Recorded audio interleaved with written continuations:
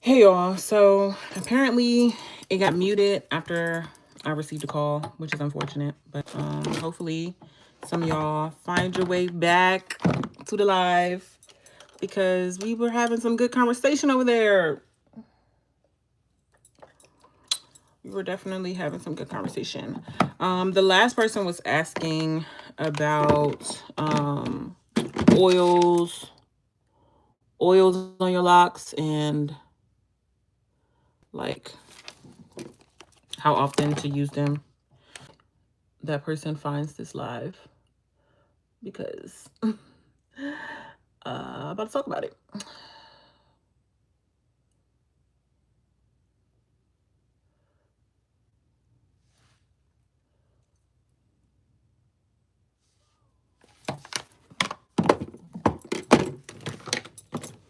Yeah, so as far as oils on your locks, I would say it's around the same. I would keep it on the same timing as the moisture, the hydration.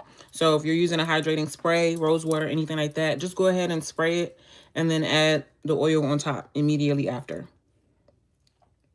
That way it makes it easy for you to keep up with, how often you're doing everything, and also just immediately seals in whatever moisture, so hydration. So I don't think I have any oils right here, but like the other day I used this leave-in spray. This leave-in spray, believe, yes, I knew it had some type of oil in it. So a lot of times this might be okay because there's other things in it, but if you're using something like rose water, you're probably going to need some type of oil on top to seal it in, especially on the scalp. So a lot of oils are geared towards like hair growth and things like that. Those are meant to go directly on the scalp. So I'll tell people, like, use a spray all over, and make sure you're also getting your scalp for that hydration. And then the oil, you can focus directly, really your follicles and everything. And yeah. So 2 to 3 times a week is my suggestion. As far as the types of oils, I would recommend things that are lightweight. A lot of times when clients ask me this, I just ask them, like, what do they already have? Because most times what you're using, you can probably still use on your locks. But some of my favorite oils are grapeseed oil, vitamin E oil, almond oil if you're not allergic to it. Jojoba is probably like the best option because the actual properties of jojoba oil is very similar to, your scalp's natural oil. So your scalp will really, really love it, and really soak it up because it's very similar to the oil that your scalp produces on its own. So jojoba is probably the best choice, to be honest. But make sure you find oils that are just like high quality. How often is it safe to crochet from the base the scalp without causing damage? That one I would say probably like every 2 to 3 months, just because you need some new growth in order to actually get close to the scalp without it also being painful. I don't know too much about using like the regular crochet needle because I actually have a crochet machine, and if there's not enough hair at the root, it's going to hurt my client. So I typically reserve using a crochet needle for like repairs and things like that. I actually don't do crochet maintenance, like, where you go through all the locks and like maintain the hair that way. I don't personally offer that service. But I will say that just you need a good couple inches of new growth or at least like 1.5 inches or so, for it to not be too painful and for you to not be like literally just ripping the scalp from, or ripping the hair from the follicles. And yeah, some people are more tender-headed than others. I'm extremely tender-headed, so I would never be able to get that service. um, do I have my scrunchies? For low density hair, how big should C-shape parts be? It's kind of tricky to explain without, you know, showing or seeing what you're talking about. Because I typically, as I'm starting locks, I am changing this parting size depending on the density of the hair in that area. And a lot of times, like, people will have a general density, but like maybe in the back of their hair it's less dense, or the front of their hair is less dense, which is typical, it's common. So you do have to kind of like alter the parts a little bit to account for that.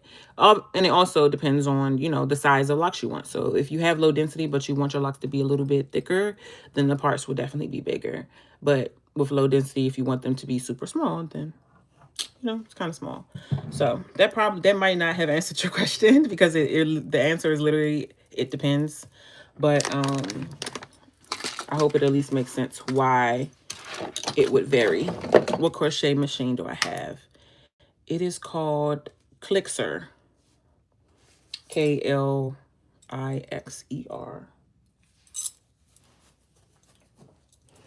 Okay, so I don't have my scrunchies, and I don't feel like running into the living room yet.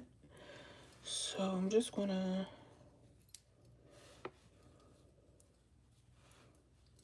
do it this way. Yeah, I was wondering because I did get 100.6 centimeters locks. Okay, see, I'm not super familiar with like the sizing like that. You know what I mean? I kind of look at it and I'm like, oh, that's small. That's micro lock. That's... Jigga, stop. Oh, my cat. He's trying to rip up the carpet in front of my bedroom.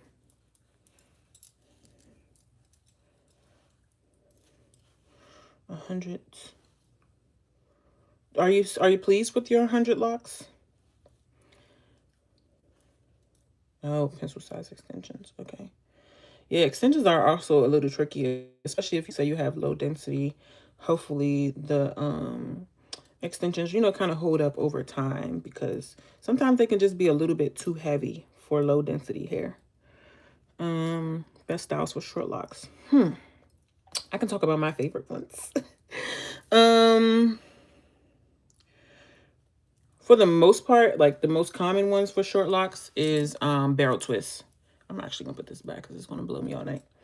Barrel twist is probably the most common because it can really hold everything, you know, in place and lay it down kind of like a cornrow. So it will keep things very neat for longer.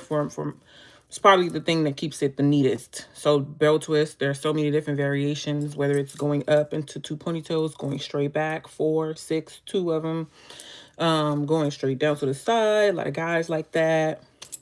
Or like with a side part, swoop, you know. Barrel twists are extremely versatile. So many different options.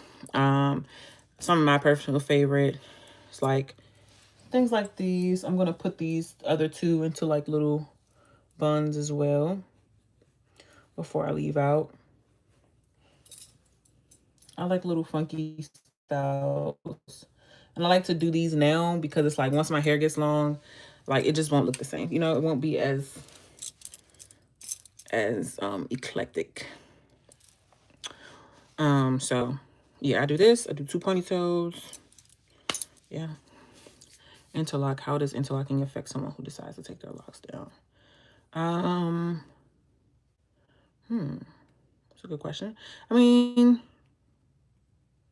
I don't think it matters as much. Like, there's a lot of different variables that can affect a takedown in general, whether you're gotten retwist or interlocking. So I would say it's probably very similar as far as like how long it may take to comb them out, or, you know, any challenges that may happen. I think it's all the same. Takedowns are just tricky in general. Okay, got pencil size extensions. Yeah, so I mentioned that. So, y'all, I'm going out with my aunt tonight, and she's says she's on the way to the place. I'm like, child, I'm trying to have a good time with my peoples on here. I don't know how she got ready that fast. We just talked on the phone.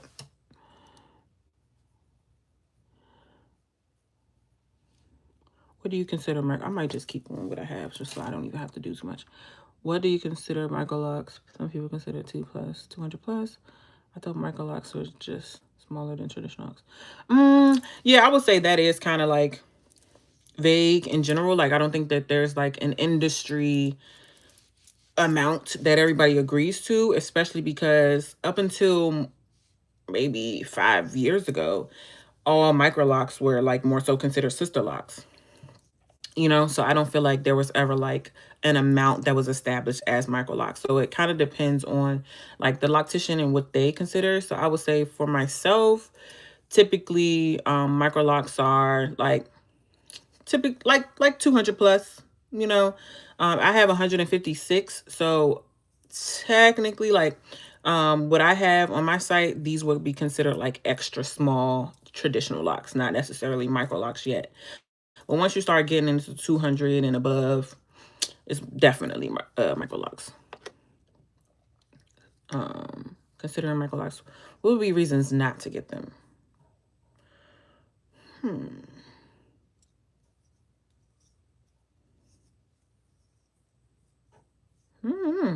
Because typically when it comes to like sizing, it really is down to preference.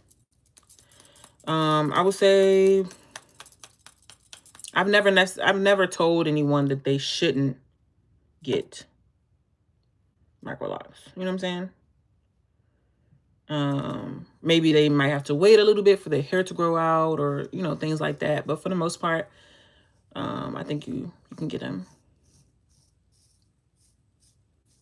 I guess sometimes the reasons that people choose not to get them might be the price. They definitely cost more when it comes to like installation, and even sometimes with like retightenings and things like that.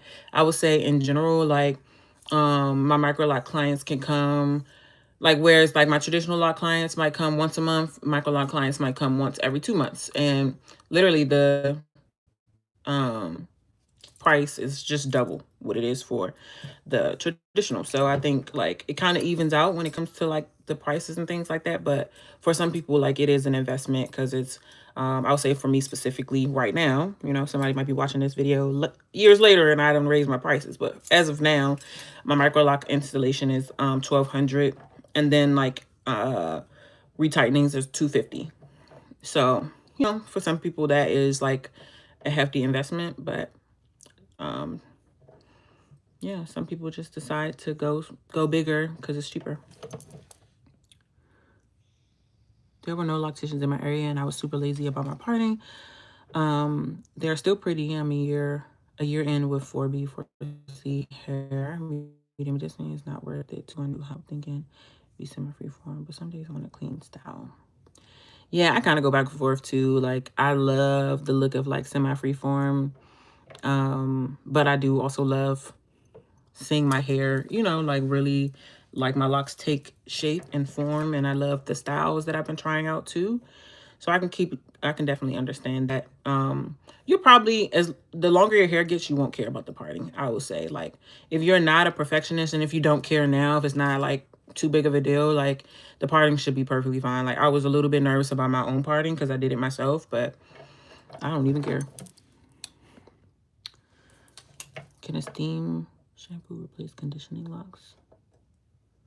Steam shampoo, like a steam treatment? Yeah, but typically when I do steam treatments, like on my clients, I do it with conditioner in their hair. You can do it without anything in your hair, but I typically will have a product on their hair as I'm steaming it. Any disadvantages to micro locks other than the price? No. Mm-mm.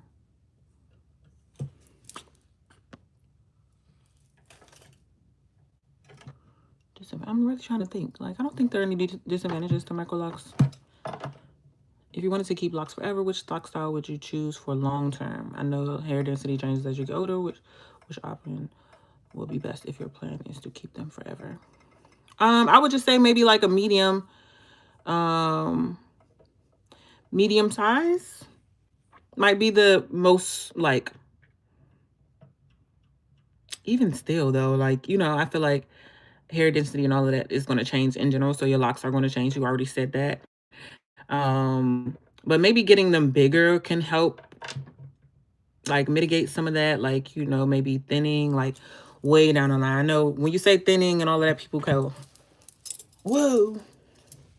But typically people don't have to worry about thinning unless it's like hereditary until way down the line where your locks might be down to your ankles and it's so heavy that it's pulling on your locks, it's pulling on your scalp. So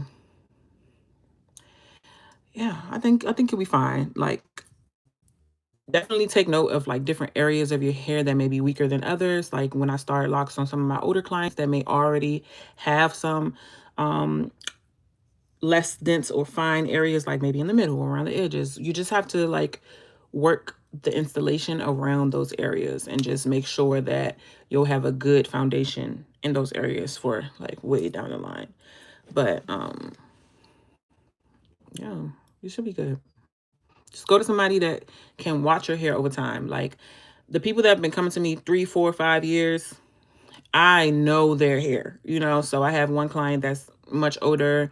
I just noticed in the middle of her hair, you know, that, you know, she had already told me that things run in her family where it gets like thinner and stuff like that in the area. And recently I just been like, okay, I'm noticing some stuff. So let's change your style, or, you know, let's not leave the style in for as long as you normally do, whatever. Just have somebody that's going to be watching out for you. All right, y'all. I got probably like a couple more minutes for my aunt be calling me again. Do you have a detailed video that shows how you pre-part for starter locks? I don't.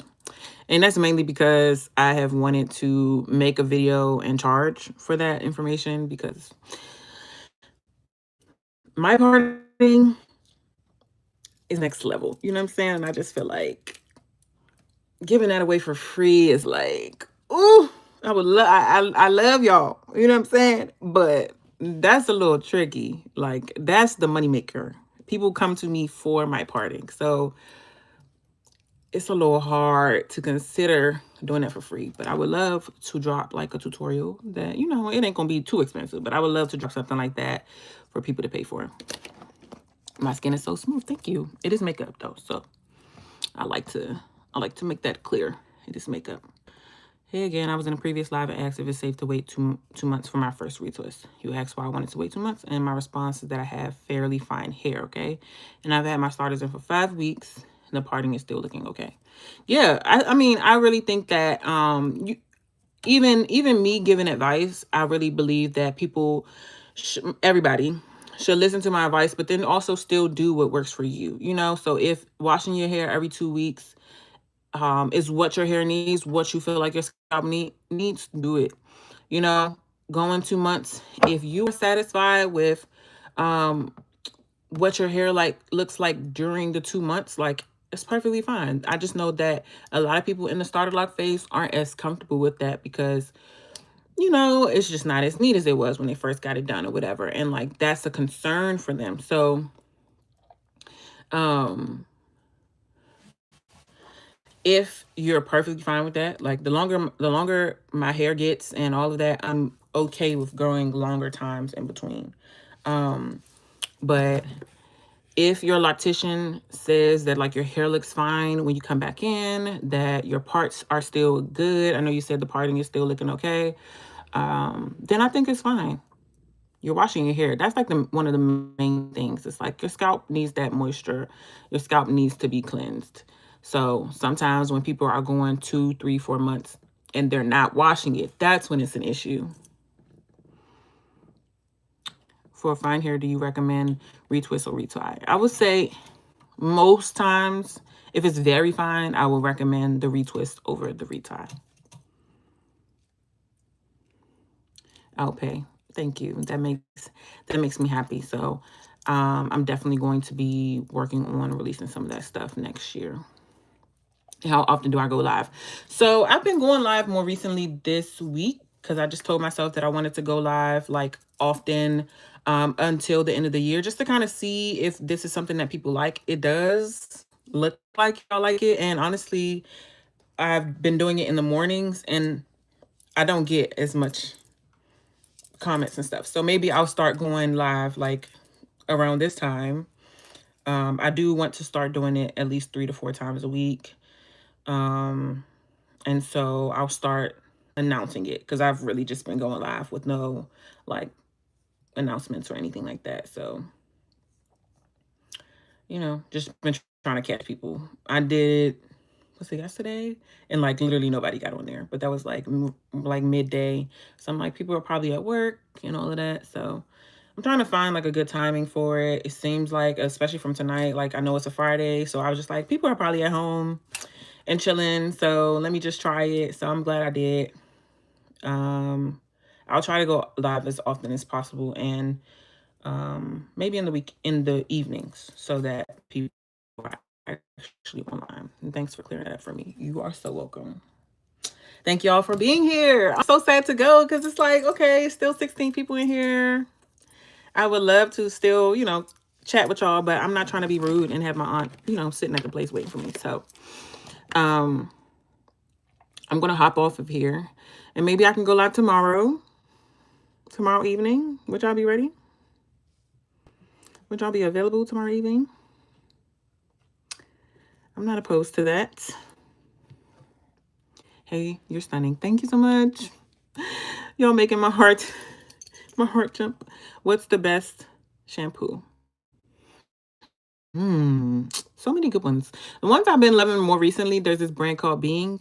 First, I'm always going to recommend a black owned shampoo first. And I would say that Design Essentials, that brand, everything I've ever tried from them is amazing. So Design Essentials. However, more recently, I've been loving a brand called Being. They're a little bit more affordable and you can find them at like Walmart and stuff like that. The brand is literally called Being, like human being. And yeah, they have some good shampoos and conditioners. I really love like the blue bottle. I think that's like the hydrating one and it's so good. It's so good. So Being. Can you announce it when possible that you'll be going live at like 7? Okay, yeah, I'll try to do that. And I guess maybe like I will do the little community post tab. Do y'all read those? I'll be wondering, like, do y'all actually read the little community tab? Because I am able to post over there, but I don't know how many people see that like ahead of time. Okay, come on live tomorrow. I will be here. Actually, I'm going to be with my friend who's also a loctician, so maybe we can come on here together. That might be fun. Like she's my loctician now. She does my hair. So maybe we can come on here together and chat it up with y'all.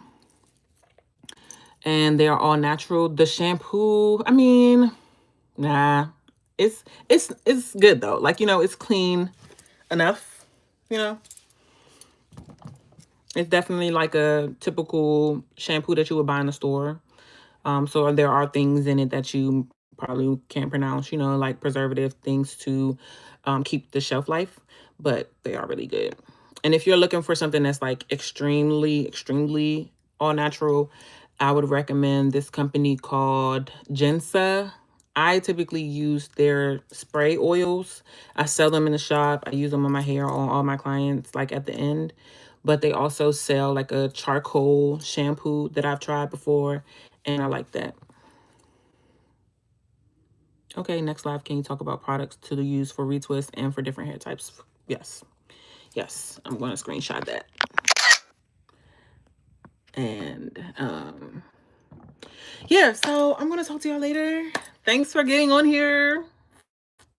I appreciate this so much. I definitely am going to keep going live because I've been enjoying it.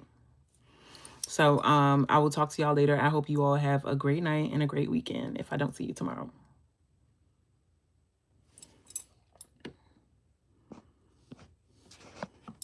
You're also welcome.